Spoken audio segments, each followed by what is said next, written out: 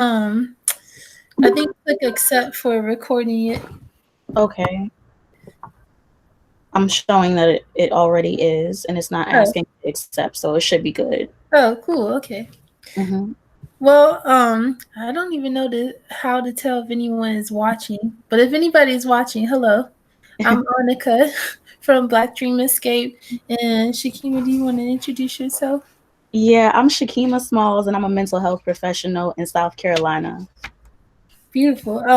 So today is our midday lullaby session, and gonna start it the way we usually have, just with our intro lullaby, and then Shakeema is gonna go into like what she wants to talk about. We might ask some questions, and then I'll do an outro lullaby, and that's about it. That's our plan for today. Okay, that's dope. Got a little ukulele here. This is a new system we're using, so it's a little weird. I don't know where to look, but we're just gonna go with it.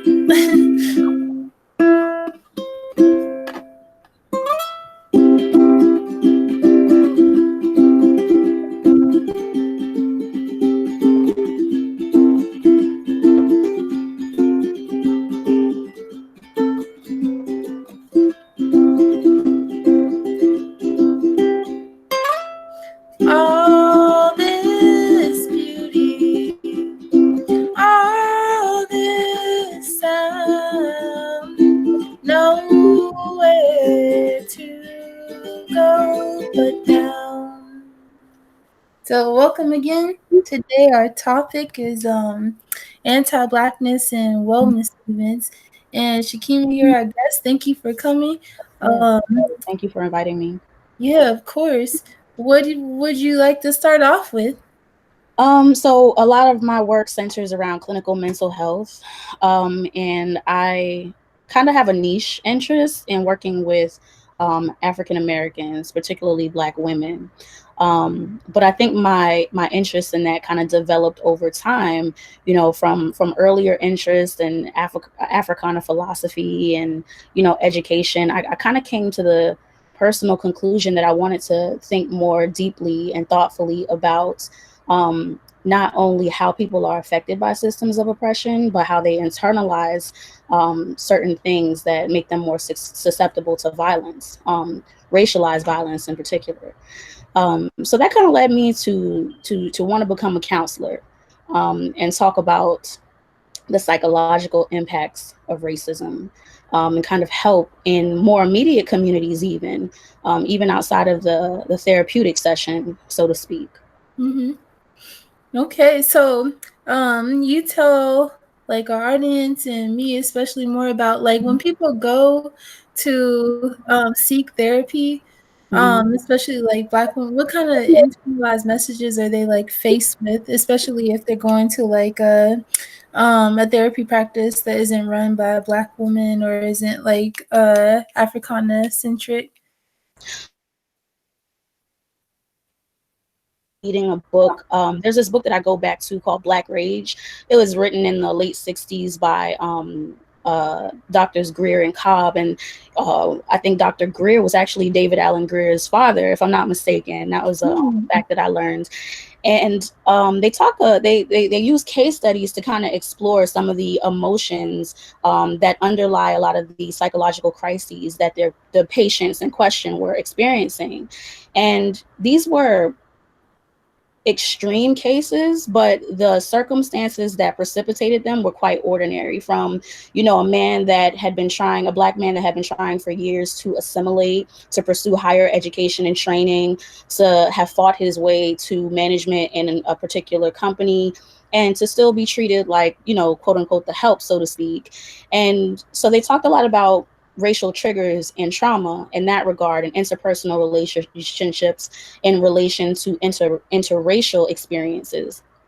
And then they talked about internalizations that we have, that even when we're outside of the context of interacting with white people, with other cultural groups, that we've internalized, so that are anti-Black, that really cause conflict in us on a regular basis. So to answer that question, I think that a lot of people, especially now that we are utilizing social media to really bring back a culture of Black pride and Black perspective and centering our experiences. I think a lot of people now are, especially Black helping professionals, Black therapists, are being really transparent about some of our own experiences, whether it be with socioeconomic status and barriers, or whether it be with mental health, or a combination of those things. You know, in our communities, a lot of them is often, you know, people in many of these communities that are facing economic oppression, and it's really hard to have a smile on your face. I think Bernie Sanders was the one who said it. Was he the one who said, if you're homeless, then you do have a mental health condition because you're homeless. And Mm-hmm. it's kind of impossible to expect people to live with the bare minimum, especially if they're fully participating in society, in the way that they're expected to, or they've been told they're expected to, and to not be stressed out, to not be exhausted, and to not feel devalued within themselves. So yeah, I think a lot of those issues are coming up, and especially younger Black people are really starting to resist a lot of the assumptions that are made by the capitalist system itself. Mm-hmm. That makes total sense. And these assumptions, you speak a little on them, and then also talk about when we normalizing this idea that, if you are homeless, this is gonna, it's normal to feel depressed because you Mm-hmm. don't have the home you want. So, Right. if you can combine those two answers, and I think they go together. Mm-hmm. Mm-hmm. Yeah, definitely. So, one of the things that came up in my own research, and one of the things that I thought would be helpful within, just from based on my own experiences in therapy prior to even becoming a counselor, Mm-hmm. I thought it would be really helpful to, at some point in my own experience, have had, maybe not someone who had my specific political orientation or beliefs, but someone who was more sensitive to the practical circumstances, Mm-hmm. that kind of that were underlying a lot of the things I was experiencing. And so I found this to be a shared experience with a lot of other people, women that I knew. And I talked about it with them more. You know, I said, Mm-hmm. is it a case of pathology? Is it something that, you know, this is gene expression, and after generations and generations, because we have these conversations on epigenetics and what we carried from our ancestors, Mm-hmm. um, is it inherent? You know, and how do we have those conversations without, you know, dipping ourselves into pseudoscience and really ignoring what's in front of us? Right. So because I do believe that epigenetics have a you know, an influence on our experiences. But I think that a lot of times, you know, we tell people, oh, well, you have a mood disorder, you were born with it, the science says so, and here it is. And, you know, you could say the same thing for chemical imbalances with addiction. That doesn't mean you're born with addiction, Mm-hmm. or being addicted. So I had all those questions, and I thought that, you know, it wasn't always welcome in the academic settings to ask those questions. I once had a professor who stopped me in the middle of conversation and explaining some of the interests that I had, and told me that I was a very smart person, but that I should be careful not to, you know, cross the line into pseudoscience, because there's no actual proof that people can carry certain emotions or energies, or habits from their ancestors, and so completely discredited epigenetics, and Mm. told me that um, it seemed more like internalized or learned helplessness than it did epigenetics. Mm. And just that response made me think, like, this is all the more reason why I really have to ask these questions. Because if you're just going to dismiss me, and I'm experiencing it with my people as a collective, Mm-hmm. um, I'm not sure how to go forward with that. But these are the people Mm-hmm. who train us. So, Right, exactly. Yeah. And going on that, and sorry I was losing eye contact. Someone was trying to get in the live in the oh, you're image. fine. But I wonder then, um, well, first, can you talk about epigenetics just a little more for people who are not familiar? I think you gave a great like summation, but and then also talk about how that has informed your work, knowing that white folks might not be ready for the the knowledge that we already know in our blood that it cannot be explained. as of yet. It's in I know epigenetics is especially kind of like moving forward in research, but Mm-hmm. it's not, yeah, like he said, it's kind of considered like mushrooms were at a certain point a long time ago, that the effects of psychedelics were pseudoscience. You know, Mm-hmm. they were Yeah, used exactly. traditionally and indigenously, and now, you know, John Hopkins is on is on it. So Yep. so yeah, can you tell me about your thoughts about just like again explaining what epigenetics is to the people, and then also this idea that white folks tend to be behind on, Mm-hmm. yeah, on what we So, already know. so I definitely appreciate you bringing up that point because it seems like a lot of things that are coming up now, even in terms of therapeutic modalities like narrative therapy and stuff, some of them give credit to where they got this or were inspired to create these systems and modalities from. Some of them give credit, and that's good. They use indigenous methodologies, but I think that if it's okay to use these methodologies in the mainstream, then they should, definitely accredit and value those healers that might not fit within the dominant paradigm or might not be able to necessarily follow licensure board requirements, because that's another thing.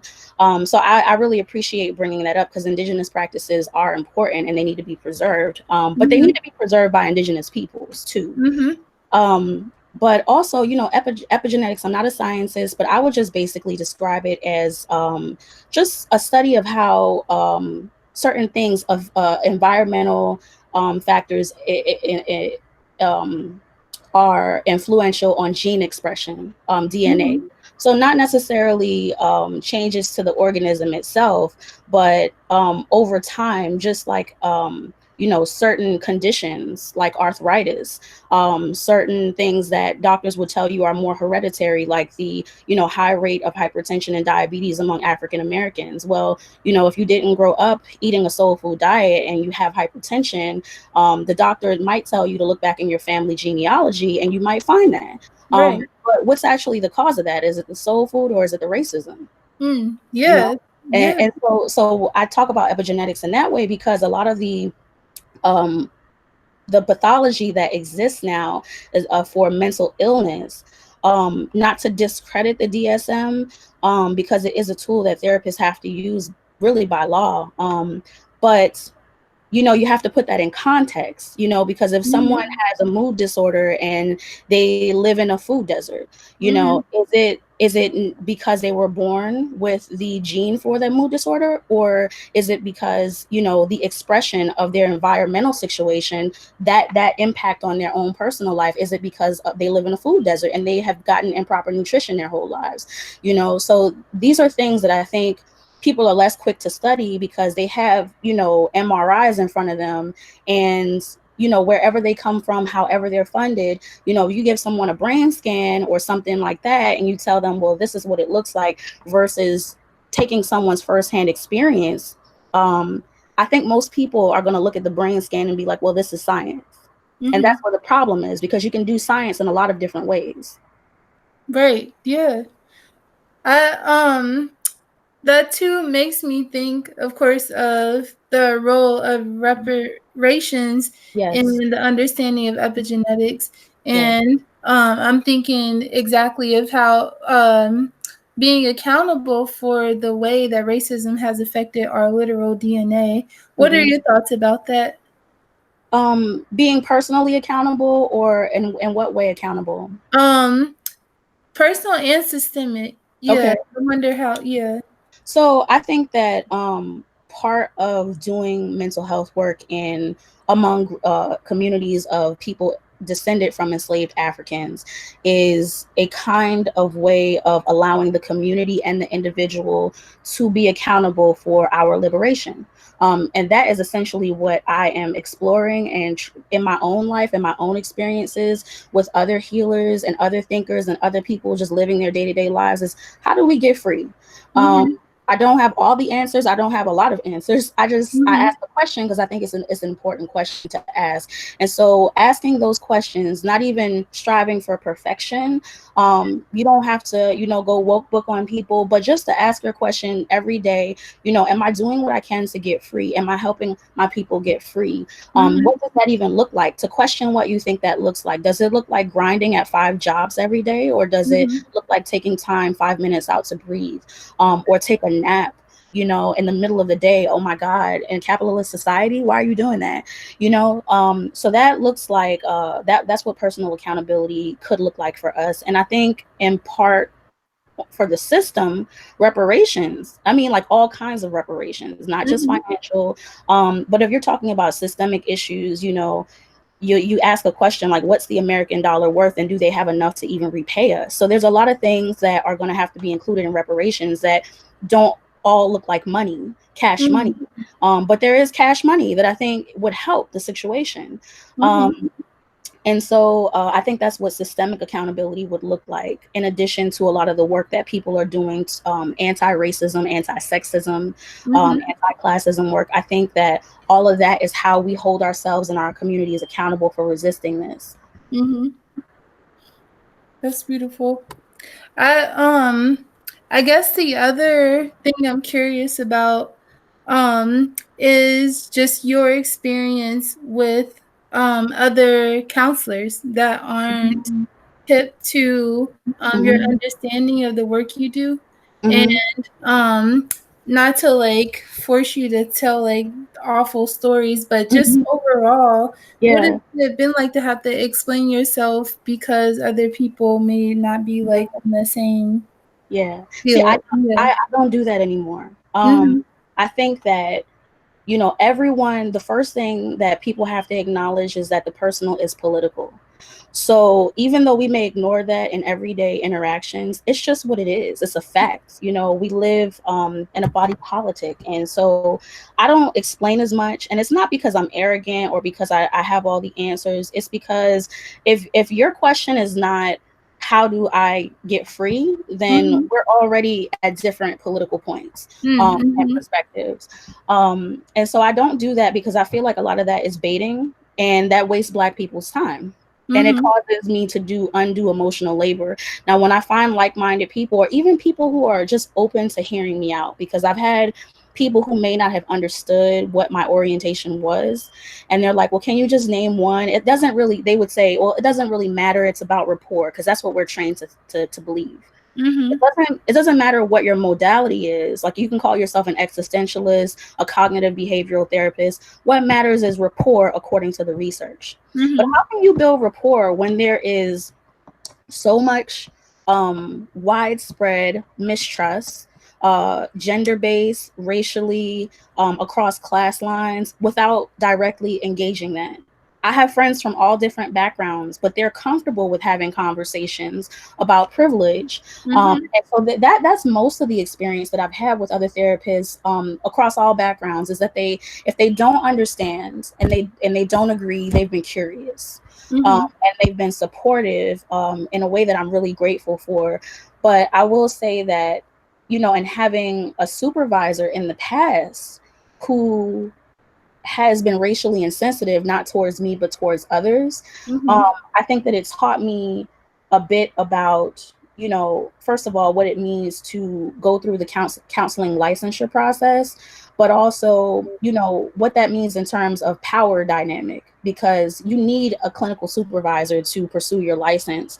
And if you're limited in prospects and or money, you Mhm. pretty much have to go with whoever you can afford. And that's not the best case scenario, but that's the scenario that a lot of counselors will end up in if they find themselves having financial troubles like I did. And so I found myself with this person who was ideologically really at odds with everything that I was doing, Mhm. because they didn't really understand that, well, why does it have to be Black focused? And I didn't feel like I needed to explain that if I was doing a good job, and that would show in my therapy progress. Mm. So that's kind of how I handle that. I'm open-minded, and I'm always open to learning different modalities. But as a Black woman who is trying Mhm. to learn these things, I can't, even if I do, it's really hard for me to a white practitioner and be like, well, why would you use CBT on this patient when this doesn't even seem culturally appropriate? And I'm not saying that happened, but Mm, I'm not in the position as far as power to ask that question. So why are they in the position to ask me that question? I'm right. trying to get free. So that's kind of my explanation. It's kind of, I guess, short and sweet, but that's kind of how I see it. I don't want to spend a lot of time arguing or trying to justify what I'm doing because if it's working, it's helping people. I think that's the justification. Mm-hmm. Yeah, of course. And that kind of goes back to the thought of like, if it's working, then, that's what we use. And then the system that a lot of us therapists have to abide by is that working is such a difficult term because Mhm, it usually means it has to be evidence based, or like you were saying earlier, we have to have a license, we have to have done the paperwork. mhm, So yeah, that's a challenge for a lot mhm, of us, and I think you, like you said, it's inherently anti-black, really, mhm. especially doesn't go in line with how traditionally we know to heal our Right, communities. Yeah. right. So what do you think counts as like I want to say legitimate, but like when someone is looking for a form of healing that might not Mhm, be like in a psych journal, or mhm, might not be used by other therapists, but other folks have said, what do you mhm. think they should like look for? You know? So that's kind of hard to say without being a little more biased than I would like to. But Mhm. I think that for me, it started with just as a teenager, developing a political consciousness Mhm. and reading more and learning more about my history and the Mhm. history of my people. I think that that is inherently therapeutic for people of African descent. You need Mhm. to know where you come from. And I understand everyone can't trace back to their tribe, and even the people that can. I mean, that's neither here nor there. We know where Africa's our mother, and we need to know the history, of the tragedy that happened, but also what is before and after that. So constantly really looking at your culture, where you're situated, where your ancestors were situated, and Marimba Ani wrote Yurugu, and a lot of people have used this as a textbook in understanding um, kind of European cultural seeds and motivations. And, without summarizing the text, she talks about desacralization. And it's like an alienation or objectification of nature. And we can see that happening every day with capitalist societies just going over the brink. And how we're disposable to a lot of companies and politicians. And that has a direct mental effect on our people. Mhm. Despiritualization itself denies spiritual reality. And I think that trying to not only develop our political consciousness, but our spirituality, whatever it may be, those are tools that we can use to really get our questions answered in a way that we are satisfied and to move forward. I think that it's healthy to have spirituality. I don't necessarily even think that to have spirituality means that you need to believe in God. But I think that focusing solely on the material creates a dichotomy that is present between spirit and body. And I think that that is kind of unhealthy to a point. Capitalism has kind of, they've kind of exhausted that narrative at this point. We need to be in touch with our spirit so that we can have balance. And to also understand when something's attacking us spiritually or does not agree with us spiritually, and Mhm. how to find respite, rest, and care to take care of ourselves.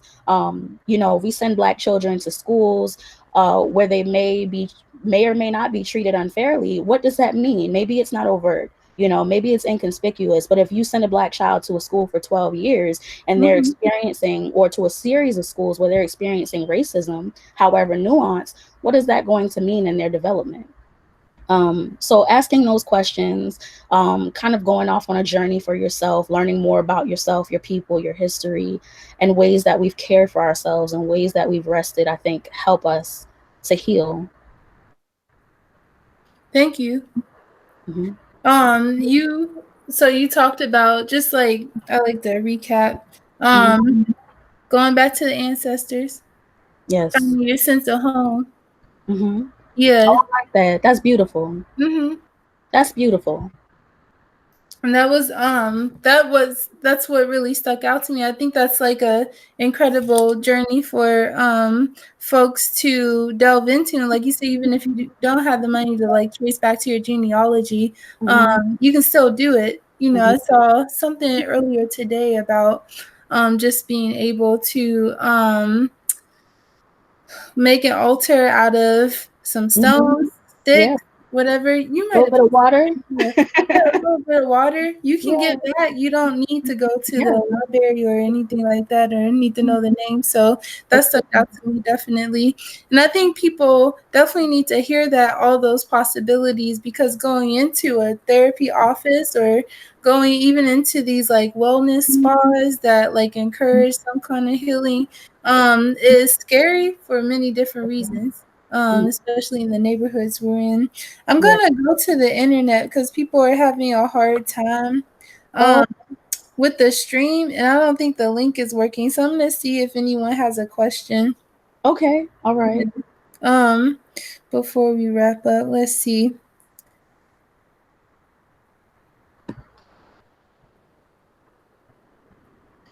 They might be looking. Um,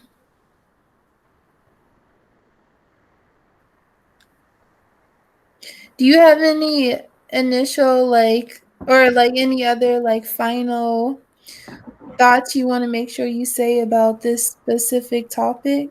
Yeah, I want to thank you for inviting me to this space because I've been Mm-hmm. following Black Dream Escape for a really long time. Um, Mm-hmm. Thank Yeah, you. yeah, and I really appreciate the work that you do with rest. Rest hasn't always been something that's been on my radar personally, but recently, I think a lot of us have had moments where we can consider it, and it's scary to a lot of us. But it's really been a healing practice for me to actually Mm-hmm. intentionally engage rest. So I really thank you for that, and thank you for having this conversation. Oh, yeah, of course. Um, let me see here. I wonder, how are you resting now? I'm resting well. I'm getting sleep. I'm looking for jobs and doing things like that, but I've been gardening more. Just kind of taking my time, and I'm a person who enjoys stillness and silence, and so I've been enjoying that, and really, listening to nature. Most of the time, when I walk out of my house in the morning, I come back, and that's the Mhm. most I see of my yard during the day. So gardening has helped me reconnect. Oh, cool. What are you planning? Everything. I'm just dropping seeds everywhere and hoping they come up. They're coming up though. What are you doing? I've been doing a lot of breathing exercises because I'm having a hard time finding a rhythm for my deep rest practice that I usually Mhm. do, as my schedule has changed. So I've Mhm. just been doing these like intentional breathing just so I make sure that I'm like regulating. But yeah, Yeah. that's about it. But I usually like do some elaborate like um rest ritual at the end of the day. Okay. Yeah. But What? I've had to change the time. So yeah. Okay. Yeah. Okay. Yeah. Definitely. Breathing practices are very helpful. Yeah. How long have you been doing the work that you do? I started training in 2015, and I finished in 2018. So a little bit over a year. Um, yeah, a little bit over a year. Oh, cool. What were you doing before that, if you don't mind me asking? I was initially in an education program. Okay. I switched to counseling, and that was right after college that I did that. So this was kind of the next step in learning how to do clinical mental health counseling. So it's been a shift. Have they been able to connect to the live stream? Mm-mm. No, I'm not sure what happened. Um, so like you can set up a link to post it live, and then Yeah, it's supposed to like, yeah, stream. I guess maybe you have to also include like folks. I'm not sure.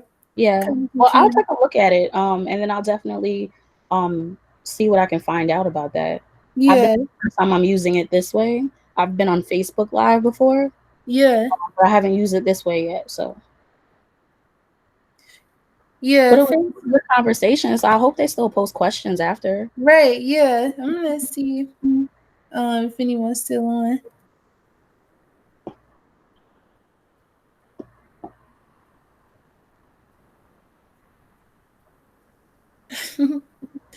The internet is so funny, Shakeema. Yeah. I thought I knew how to use it, but I don't. It changes every day. What can we Yeah. do? We have to adapt. Um. So, what inspired you to start doing this work? Well, since I was like 15, I've worked Mm-hmm. like 3 jobs, Mm-hmm. and Same. yeah, I put A lot. myself in school and all that. Yeah, and just one day I was like, well, I'm like young and I'm Mm-hmm. exhausted. Like I'm ready to retire. I'm so Mm-hmm. done with working. And I thought that was wild. So I Mm-hmm. was like, oh, and then I was at the time like really getting into the beginning of like Black radicalism and reading about that and kind of shifting my perspective on things. So that's kind of where my thoughts started. And I was in Canada, and Canada's beautiful. It's very Yeah. white, Mm-hmm. and I was there like just for like a little vacation, and I had made this joke about wanting to be in a nap hut, but without any of the white folks around. And I thought that was like a nap hut was a cool idea. Mm-hmm. So that's where, yeah, that's Yeah. pretty much where, Yeah. yeah, Well, I think that's amazing. I think that just, being intentional about rest and telling people that that's okay. Because, like you, I've had a similar experience where since I could work, I've been working multiple jobs and going to school. Um, yeah, and it actually impacted like my pursuit of training as a counselor because, I've been told by numerous supervisors, like, you're doing too much right now. You need yeah, to wait until you're in a place in life where you can basically afford to do this. And I'm like, that doesn't make a lot of sense. Like, if right, there's financial or economic barriers, and that seems like an issue with the system, not me, because why would I need to work 2 3 jobs? yeah, So yeah, I found myself also getting exhausted and people not really understanding like why I couldn't be up for 18 hours a day just pecking at a computer. And I learned how to enjoy my sleep and really turn things off. okay, yeah.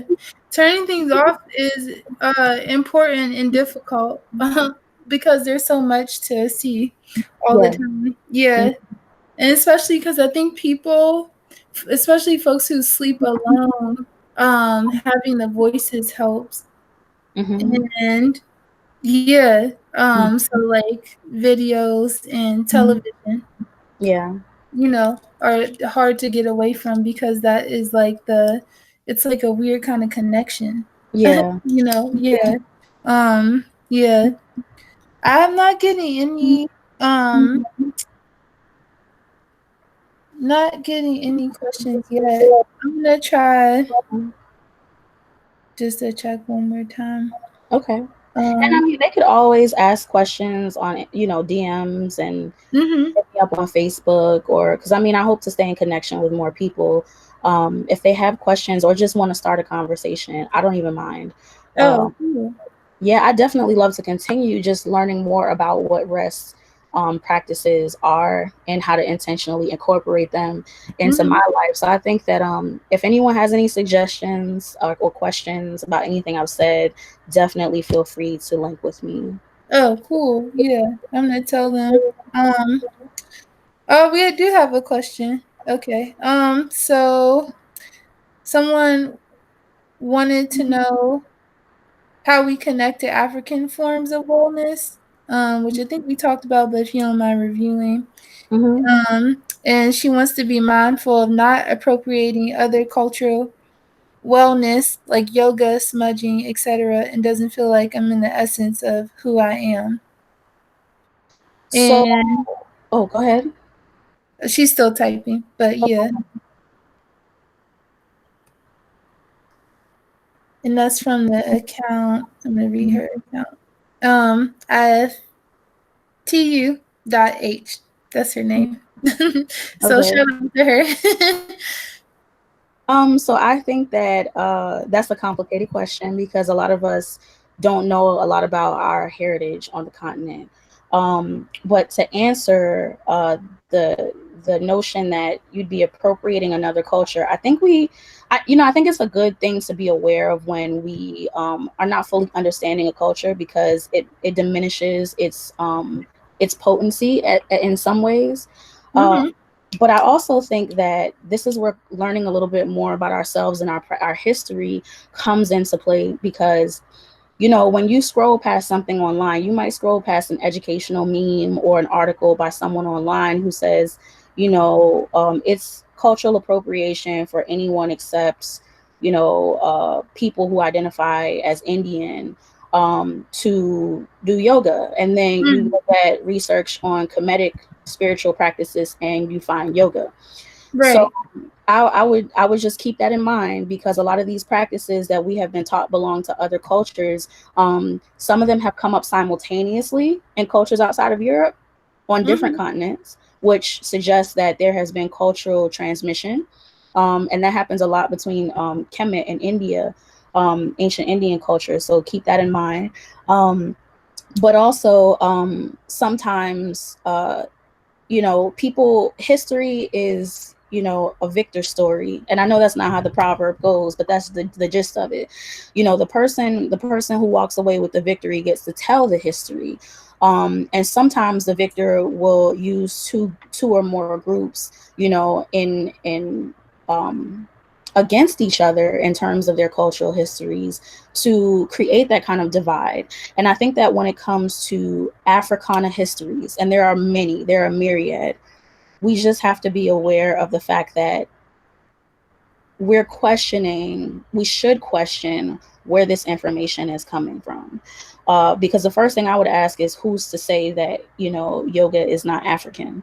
And I'm not a scholar in the subject, so I wouldn't ask the question, but I would because of the little that I know. Um, Mm-hmm. so I would say really, dive deep if you need books on that particular culture or you want to even study, some of the practices that were brought over and integrated during the time of slavery. Then I think that you can, because that's what we do down here in the Low Country. There's a lot of research and history on Gullah Geechee rites, practices, root work, things like that. And so kind of look at the local culture, go toward the region and kind of, ripple out and see where that leads you. You kind of have to be your own personal historian there. But some of the practices have been brought over, so you can look at the Black church. You don't have to be a Christian to see that, in a Black Pentecostal or Kojic church, those are African worship practices, spiritual practices. That's why so many of us have left the church and still maintain the practices. Um, we have a higher sense or a sense of a higher power, but we don't necessarily call it the same thing or use the same institution. Uh, Mm-hmm. if you look at more indigenous Black cultures in the U.S. in around the Gulf and around the Low Country of the Gullah culture in Georgia, North Carolina, and South Carolina, Florida, you'll see a lot of practices, dance, music, ritual healing that are still held in those cultures. You'll mainly see them in spiritual places like churches, but they're there. So if you want to know more about the history closest to you, start there. Just Mm-hmm. ask questions of your family. Maybe your family has practices. I came into more traditional ways of thinking because I was raised by an elder. I didn't have a choice. I was Mm-hmm. raised in New York City for the first part of my childhood, but my grandmother is from here in South Carolina. So I was always raised with a sense of the fact that the land is important to us and we need to be connected to it. So yeah, start there. Start with your own family histories. Write a genealogy. Maybe look for patterns. I do genograms all the time because I think they're helpful. Mm-hmm. Yeah. Can you elaborate on genogram for folks who aren't Yeah, familiar with the systems? yeah. So genograms for therapists are a little more complicated in the session because they're more detailed. But in general, anyone who's seen a family tree of any kind, that's what a genogram looks like. And you'll start from your immediate family, whether it be adoptive family or biological family or both. Some families are combined, so genograms are especially helpful. But when people do research on epigenetics and genealogy, a lot of times they start with these things in therapy to kind of trace the expression of um, pathology. A lot of times they'll say, well, you know, you're predisposed to this condition because your father had this and his mother had that. But you can also do that with things like education, you Mm-hmm. know, and kind of anticipate what a person's life or socioeconomic status might be because of, you know, their upbringing. You can do that with education. You can do that with intercultural experiences. And I'm trying to think of an example of an intercultural experiences. You could think of spiritual practices like that. Like, Mm-hmm. okay, well, my last three grandmothers were Christian. But I had two aunts that were in, you know, this church or were Shango Baptist, and those kinds of things matter as well. Mm-hmm. Thank you. That was a really thorough answer. She has a little few more, I think. I sent her the link to join because I think she's really interested in this, so I'm curious about Okay. but her other question was or there, I'm not sure the pronouns. Also looking to hear about how wellness has been so commercialized. I cringe when I see African drumming led by white folks without honoring the heritage and spirituality attached. Mm-hmm. Yeah, I mean, it definitely has. I think that I don't even, unfortunately, I don't even think it's white people that are just guilty of commodifying spirituality. It's a lot of people. Um, and this is not to say that there aren't a lot of talented people out there that are trying to help, because I definitely like to think that there are. But I think that when we say that we're diving deep, we need to resist the urge, you know, explore, but resist the urge of kind of dipping into each culture as is convenient for you. Mhm. Hey, how are you? Hi. Hi. So we were just reading your questions, but Yeah. we didn't use this link at first because we're using this as a live stream, but this works too. Mm-hmm. So Okay. we were just on your commercialization question, Mm-hmm. and if you just want to ask Shakeema, just talk. We're still here Yeah. for a bit, so yeah. Um, Hi, good to meet you. Hi. Hi. Yeah, no, I was just, yeah, that's the question that I had is like, I just see just wellness so commercialized these days. Yeah. And like, I really want to be mindful of not appropriating other cultures, but Mm-hmm. I often see like my culture is being appropriated, especially in like this wellness Mm-hmm. world. Yeah. Yeah. No, I definitely understand it. And like I said, I think that there are some nuances to where, you know, there are things that when you're dipping into people's culture without really studying it in depth, I think that's disrespectful to a point. And I think that's essentially what a lot of people are getting at. Some cultures or cultural practices are closed. Like there are some spaces where you cannot go, where I cannot go. I understand that and I respect that. Um, I think that it's because we have been taught that there's a quick fix to a lot of things, and we can download our wellness and our achievement and our success and our self-actualization, and you can't do that. You know, you can't get a title and all of a sudden be exempt from all of the practices and the journey that you've been set out on. It continues. So I think that if people went into it with that perspective, instead of thinking, hey, you know, I'm going to be this way, this is the outcome, I'm going to do this course in this way, or I'm going to practice this religion in this way until I get to this point. And so it becomes like a almost a buffet of religion and spiritual practices, and they kind of, you know, and not to discourage people, you know, I'm not a religious person. You know, I wouldn't say that I am. I just have the respect for people's religious backgrounds to understand that I can't dabble in your religious practice. I can respect it, I can cherish it, but I can't dabble. So, and that's something I had to learn. I think a lot of people have to learn that. Mm, definitely. Yeah. Thank you. No. Mhm. You No, I don't know if I mentioned it in the message, but like I've been to like drumming circles where Mhm. like it's just white folks and they're not honoring like the culture where it comes from, Yeah. um, and it's almost like watered down. And like Mhm. in the moment, it's like you want to say something, but and it's like even when you do, it's not really taken very well. Mhm. So it's like even being able to like set boundaries around that, like when you do see like Mhm. your culture being like used in that. Yeah. Yeah. Yeah, white people have a way sometimes of centering their inconveniences, no matter what the expense. And I don't always know that folks are recognize it, but that doesn't mean that it causes any less damage. So I definitely feel you on that. Sometimes it becomes like, okay, am I the only Black person in the room? Do I notice what's going on, or person of color even? I know in my workplace recently, or former workplace, we were sent home, of course, like a lot of people, to work remotely. And I remember when we were first listening to the recordings on the news and the press conferences, I'd hear the chatter. And, this is at the time when this man is calling this virus the Chinese virus. And so I have to hear all the thoughts and opinions that go along with that. And, if everybody's laughing along, the person who says something is going to get the funny looks. But am I going to sit there? No.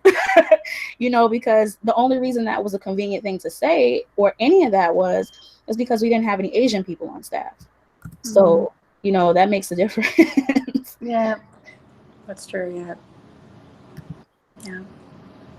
I don't know. I even feel like even in workplaces, like even if you do see people of color, like they're often just like frontline workers. Yeah. You don't really see it in management. And so like even if you do like, share like those types of like concerns, it only goes so far, right? Right. The solidarity is missing sometimes. Mm-hmm. Yeah, I definitely agree with that. Mm-hmm. Thank you for your question, though. That was something for me to think about in terms of the cultural appropriation. I think I read so many message boards online where people are, they get really emotional. And, I understand why, but sometimes I have to like back away because, as somebody who claims or lays claim to an ancestral culture that I really don't know a lot about, as well as the culture that I do know about, I think that I'm inherently going to be in a position where I not only am being judged, but I have to judge myself. I have to be critical of myself. And I know in the past, in having conversations about that, just in, intracultural perspective, from that perspective, I'm talking to someone who was born on the continent. Um, and they're like, well, this is my culture. And I'm sitting here like, well, if my ancestors came from here, then how do you, and they had to explain, well, this is how I see it. So we are two Black people in the diaspora from different cultures who are trying to relate and really trying to have a beneficial and constructive conversation about something that's probably painful to both of us. So I'm very mindful of how I engage cultural appropriation. I don't shy away from it, but I think that there's a lot to be left out of the narrative on both sides. And that's kind of why I answered like that earlier. Yeah. Are there like forms of cultural healing that you would like recommend? Yeah, so I think the thing that initially got me, this was way before I decided to become a counselor, but I was in college and I actually met Joy. She was a guest speaker, Joy Kemet. She came to Howard University. Some of my dorm mates who were going to Howard at the time were friends, and they liked her work and brought her. And they were doing this thing called Sister Circle. And Sister Circle is a phrase that I see used in a lot of ways now. But what they did was they got a room, and they set up the space. They created an environment where we could all relax and eat and talk about things that we wouldn't otherwise be able to talk about. And we were at an HBCU, so it was Black women. And they invited her to speak. We did some poems, and she took us through, kind of movement exercises to kind of get in our bodies, somatic awareness. And from talking about politics, it led to us really like engaging a lot of existential issues that are specific to Black people, Black women. And we left there. I can't speak for anyone else, but I thought it was powerful. You're talking about just a regular group of women coming together on a school night, to talk about this stuff and watch a documentary and maybe eat some popcorn. But it was powerful. I had never had that experience before. And I said I could see this happening in the community setting, but that mostly looked like me being a counselor. And I thought, well, can't our community still do this work though? So getting people together, maybe having a topic that you want to talk about. I remember having a gathering in November where we talked about grief. It wasn't therapy. It was me getting together with other Black women and talking about my experiences a little more, not in great detail, but generally some of the information that I had learned about grief, somatic expressions of grief, sharing that information with them, and then listening to them and kind of giving them the floor to interrogate.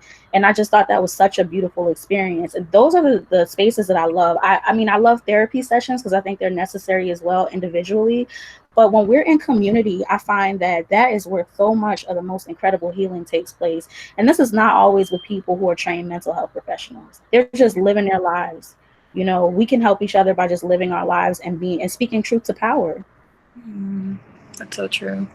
Yeah, I find that like I've been trying to look for like different forms of healing and cultural healing, but you're right. Like even just being around other like Black folks and like just talking and like being in a safe place, like that is healing in itself, and it can be a conversation about like anything really. So yeah, no, I really agree. Is that something you see yourself doing with your friends or people you know? Yeah, absolutely, definitely. I actually tried to do it a few months ago. Okay. We did it for like the BIPOC community where we came together and just did like drumming. We had yoga and just like, yeah, we just did, instead of a privilege walk, we did a resilience walk where we looked at like different ways that we've been resilient as people of color and Black people and Indigenous people. And that's that exactly was really how you do that work. That is exactly how you do this work. That sounds amazing. You know what I'm saying? Like instead of doing that privilege walk, let's do a resilience walk. How did we survive? How did we get here? Exactly. Yeah, and it was definitely, yeah, it was really powerful. But like you said, it's just like coming together. That's what made it really, really magical. And we sat in a circle, like we were all equals, learning from each other, and it was everything. Yeah, and I just, ever since then, I'm just like, I want to do more. I want to do more. And yeah, when I found like Black Dreamscape, I'm like, this is amazing. Like this just idea of like rest being like resilience work, basically. And like I love the idea around it. Are you familiar with the work of Malidoma Somé and his wife Sabonfu Somé? He has a book that's really popular of water and spirit. And his wife, Sabonfu Somé, before she passed, she did a lot of traditional work and spiritual healing. They are from the Bambara culture, or for her, she was. And so I would say start with practitioners like that, indigenous practitioners, because he still does training. And, you know, keep doing the work that you're doing, because that's definitely the kind of work that, you know, we would think about when we think about indigenous healing methodologies. And then there's also a narrative therapist in the UK. Her name is Taiwo Afuape. It's spelled Taiwo. Afuape. Okay. And I think her book, it's a textbook, but it's called To Have Our Hearts Broken. And narrative therapy is very centered around indigenous practices. And it helps, it doesn't have any particular framework. It actually just really leaves a lot of room for indigenous practices to fulfill themselves and to have space for people to adjust it and tinker it a little bit. So I like narrative therapy practices. And so she has some practices that she talks about. But thank you for sharing that, because I've learned something today as well. Like I never thought about that. Yeah, thank you. Definitely. Yeah, I find that especially, like connecting to those like indigenous roots. All indigenous people are connected to the land, and like I think just like being in nature and really respecting nature in a way that white people don't, I think is really important. Yeah, definitely. Thanks, y'all. We're at our time. But I think this has been a beautiful discussion, and I don't know if y'all, seems like y'all are connected on Definitely. y'all want to keep the conversation going. I think that would be beautiful. We end these with like an outro lullaby, and I want to do it for you two too, because you've been talking about some heavy stuff. So I invite you to close your eyes, and then for anyone watching after this, you do the same. Close your eyes, relax. We've been talking about a lot of great stuff. We're just gonna solidify it with a song.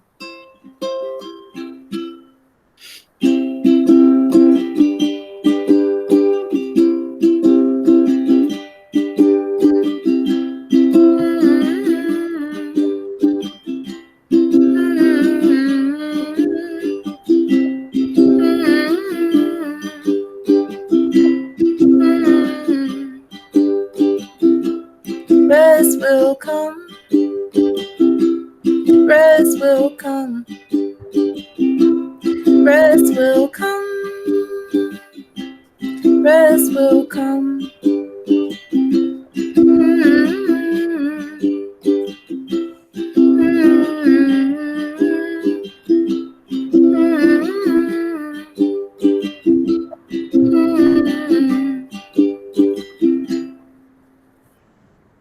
Cool. Thanks Thank for you. participating, y'all. This is beautiful. For anyone wondering, we be here every Wednesday on our YouTube channel. Thank you so much for being patient. All the technical stuff. Have a good day. Have a good Yeah, day. no, Thank you again. take care. Bye.